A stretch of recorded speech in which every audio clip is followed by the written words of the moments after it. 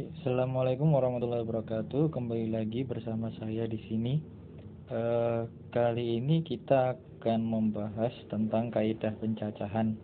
Apa sih kaidah pencacahan itu? Kaidah pencacahan itu ialah suatu cara untuk menentukan semua kemungkinan yang ada dari suatu percobaan. Seperti itu ya. Nah, biasanya ada 3 cara untuk pencarian kaidah pencacahan ini. Itu yang pertama, aturan pengisian tempat, yang kedua dengan cara permutasi, dan yang ketiga dengan cara kombinasi. Nah, untuk materi kali ini kita akan lebih ke materi pengisian tempat terlebih dahulu ya. Oke, nanti pertemuan selanjutnya atau video selanjutnya mengenai permutasi, video selanjutnya lagi mengenai kombinasi. Oke, baru nanti keempatnya nanti kita bicara peluang. Oke, karena sebelum pengertian peluang kita harus paham dulu tentang pengisian tempat, permutasi dan kombinasi, yaitu tentang kaidah pencacahan. Oke, untuk lebih jelasnya langsung saja kita ke soal yang pertama. Soalnya seperti ini. Bu Erna tinggal di Jakarta, ingin pergi ke Eropa, tapi melalui Turki. Jadi diketahui rute dari Jakarta ke Turki itu 5 rute. Dan Turki ke Eropa itu ada 6 rute penerbangan. Banyak semua pilihan rute penerbangan dari Jakarta ke Eropa pulang pergi jika tidak boleh melalui rute yang sama. Jadi tidak boleh melalui rute yang sama, pulang perginya nggak boleh yang sama. Jadi kita ada 3 titik. Yang pertama dari Jakarta ke Turki, J ke T, lalu T ke E. E itu Eropa. Nah, dari Jakarta ke Turki itu ada 5. 1, 2, 3, 4, 5. Lalu dari Turki ke Eropa itu ada 6. 1, 2, 3, 4, 5, 6. Nah, ketika pergi, jadi ketika dari Jakarta ke Eropa,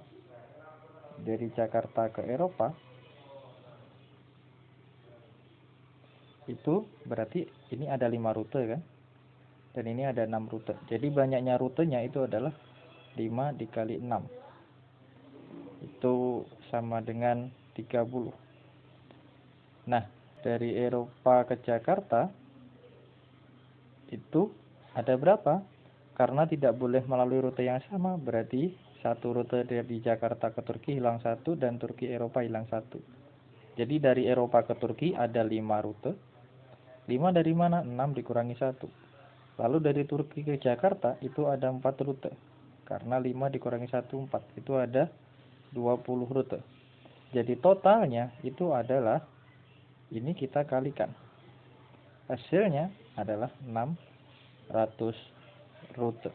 Jadi ada 600 rute perjalanan yang bisa dilakukan oleh Bu Erna dari Jakarta ke Turki, lalu ke Eropa, mau terus dilanjut dari Eropa ke Turki dan ke Jakarta. Jadi jawabannya yang B. Itu ya. Begitu caranya. Oke, kita ke soal nomor 2. Soal nomor 2 seperti ini. Dari angka 3, 4, 5, 6, 7, 9, jadi 8 yang nggak ikut, dibuat bilangan terdiri dari 3 angka berbeda. Ingat, 3 angkanya berbeda, jadi tidak boleh berulang angkanya. Di antara bilangan tersebut, banyak bilangan yang kurang dari 600. Yang ditanya kurang dari 600 adalah, jadi ada 3 angka, jadi kita buat 3 kotak. Biar mudah, kita buat 3 strip saja. Ya. Nah, karena kurang dari 600, maka yang jadi patokan itu adalah kotak pertama, kotak ratusannya. Jadi ini yang pertama kotak ratusan, yang nomor 2 kotak puluhan, yang nomor 3 itu kotak satuan. Banyaknya cara di kotak ratusan karena kurang dari 600 itu hanya ada 3, yaitu angka 3, 4, dan 5. Jadi ada 3 pilihan. Nah, karena yang diminta berbeda, totalnya itu kan ada 6 pilihan. Karena sudah dipakai 1 di sini, maka di sini ada 5. Lalu setelah itu ada 4. Jadi totalnya bilangan itu ada 3 dikali 5 dikali 4, itu ada 60 cara. Jadi banyaknya bilangan berbeda yang kurang dari 600 itu adalah 60 bilangan. Jadi jawabannya yang B. Itu ya. Udah kan? Kita lanjut ke soal berikutnya. Soal nomor 3 seperti ini.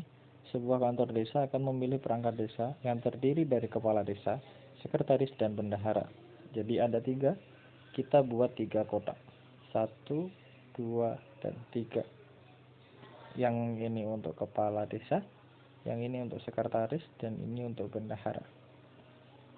Lalu terdiri dari 3 kandidat, jadi 3 laki-laki dan 2 perempuan. Nah, ada ketentuan jika jabatan kepala desa itu untuk kandidat laki-laki. Berarti untuk kepala desa ada berapa pilihan? Ada 3 pilihan. Nah, untuk sekretaris itu harus perempuan. Berarti di kolom sekretaris itu ada 2 pilihan. Nah, sekarang di yang kurang kan cuma di bendahara. Bendahara itu tidak ada keterangan laki-laki atau harus perempuan. Jadi boleh laki-laki, boleh perempuan. Nah, karena 1 laki-laki sudah dipakai di kepala desa, jadi kita kurangi 1. Jadi laki-lakinya sekarang tinggal 2 laki-laki. Kenapa harus dikurangi? Karena kalau dia sudah menjabat sebagai kepala desa, tidak mungkin dia menjabat sekaligus bendahara. Itu nggak mungkin. Lalu yang perempuan juga kita kurangi 1. Jadi tinggal 1 perempuan. Kenapa gitu? Karena kalau dia sudah menjabat sekretaris, nggak mungkin dia menjabat sekaligus bendahara seperti itu. Jadi ini totalnya ada berapa orang? Ada 3 orang. Jadi untuk memilih bendahara itu ada 3 cara. Nah, berarti kalau dikalikan, ini tinggal dikalikan. Jadi 3 dikali 2 dikali 3 itu sama dengan 18. Jadi jawabannya yang D. Gitu ya. Mudah kan? Jadi dilihat kalau kepala sekolah, kepala desa, sekretaris, dan bendahara. Tidak mungkin 1 orang bisa menjabat 2 jabatan, menduduki 2 jabatan atau lebih. Oke, kita ke soal nomor 4. Itu pada suatu negara, plat kendaraan terdiri dari 2 angka dan diikuti 3 abjad. Anggap bahwa angka 0 boleh ditaruh di depan sendiri. Berapa maksimum jumlah plat yang dapat dibuat di negara tersebut? Jadi kita buat karena 2 angka dan 3 abjad berarti ada 5 kotak. Kotak pertama untuk kotak kedua untuk angka dan tambahan 3 untuk abjad. Jadi 2 kotak ini untuk angka. Angka itu mulai dari 0 sampai 9 dan 3 kotak ini untuk abjad. Abjad itu mulai A sampai Z. Nah, dari 0 sampai 9 itu ada 10. Kenapa 10? Karena di sini ada keterangannya 0 boleh ditaruh di depan. Jadi ada 10. Nah, karena tidak ada keterangan dia harus berbeda atau tidak, maka kalau tidak ada keterangan seperti itu, maka dia boleh berulang. Jadi di kolom kedua untuk angka itu juga ada 10 angka. Gitu ya. Jadi angka 00 itu boleh. Gitu ya. Karena tidak ada keterangan di sini. Lalu di kolom abjad, di 3 kolom abjad dari A sampai Z itu kan ada 26. Nah, lalu di kolom kedua karena tidak ada keterangan juga maka boleh berulang. Jadi ini 26 dan ini 26. Jadi ini tinggal kita kalikan. Jadi ini 100 dikalikan 26 pangkat 3 itu adalah 17576. Jadi hasilnya itu 1757600. Jadi jawabannya yang A. Nah, ini ada trik. Kalau kalian kesusahan menghafalkan 26 pangkat 3, yang kita hitung yang depan dulu. 10 kali 10 kan 100. Berarti yang tidak ada bilangan ratusannya itu tidak mungkin, berarti B sama D kita coret dulu. Nah, lalu 6 dikali 6 dikali 6 belakangnya itu pasti 6, ya kan? Nah, antara A, C, dan E itu yang ada 6-nya, yang paling belakang itu hanya A. Jadi C sama D kita hapus. Jadi jawabannya yang A. Seperti itu ya. Mudah kan? Jadi kalau tidak ada keterangan dia harus berbeda, maka dia boleh berulang. Seperti itu ya. Oke, kita ke soal nomor 5. Soal nomor 5 ini mirip dengan soal nomor 2 tadi. Tapi yang membedakan itu kalau di soal nomor 2 tadi itu bebas, boleh genap dan boleh ganjil. Di soal nomor ini dia ditentukan bilangannya genap. Jadi angka 0, 1, 2, 3, 4, 5 itu akan disusun suatu bilangan genap terdiri dari 3 angka dan tidak boleh berulang. Ya. Jadi 3 angka, 1, 2, 3. Nah, karena dia bilangan genap, maka peluangnya kalau genap kita lihat di kotak satuan. Ya, kotak satuan di kotak yang ketiga paling kanan. Nah, kalau dia genap, maka yang paling kanan atau kotak terakhir itu harus bilangan genap. Nanti kalau ganjil berarti harus bilangan ganjil, gitu ya. Jadi yang kotak terakhir itu kemungkinannya kalau nggak 0, 2, ya, 4. Seperti itu ya. Nah, karena di sini ada angka 0 dan 0 tidak boleh ditaruh yang paling depan. Kalau 0 ditaruh paling depan berarti mungkin tidak jadi 3 angka, jadinya 2 angka. Jadi bagaimana caranya menyelesaikan soal ini? Nah, kita bagi jadi 2 kasus. Nah, kasus yang pertama itu ketika satuannya 0. Nah, ketika satuannya 0, maka di kolom ratusan yang bisa dipilih adalah angka 1 sampai 5. Berarti ada 5 pilihan, betul? Karena 0 nggak mungkin di depan. Nah, di baris satuan itu hanya ada 1, yaitu 0. Nah, di kolom puluhan itu ada berapa cara? Karena tadi 0 sudah dipakai di belakang, berarti di sini nggak mungkin 0. Berarti hanya ada 4. Jadi ada 4 pilihan karena dari 5 dikurangi 1. Jadi di baris ini ada 20.